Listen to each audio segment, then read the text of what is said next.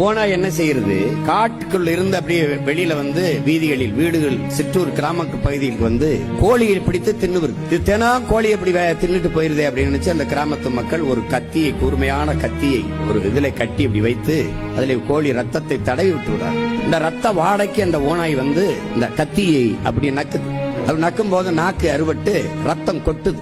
அப்ப ரத்தம் வர வர மேலும் மேலும் மேலும் மேலும் சுவைத்து சுவைத்து நக்குது. தன் ரத்தத்தையே தெரியாது சுவைச்சு சுவைச்சு அப்படியே சாப்பிட்டுட்டே இருக்கு. கடைசியா மொத்த ரத்தம் சிந்தி செத்து போகுது. அப்படிதான் என் மக்கள் இந்த ஓனாய் கத்தி மாதிரி இந்த இலவசத்துக்கு ஆசைப்பட்டு, அது உங்க ரத்தம் தான், அது உங்க காசுதான், 5000 ரூபாய் என்றால் 6800 கோடி இழக்கிறது அரசு. அரசு காசிலே ஒரு கட்சி தனக்கான வாக்கை உறுதி செய்கிறது. இது எவ்வளவு பெரிய கொடுமை, எவ்வளவு பெரிய கொடுமை.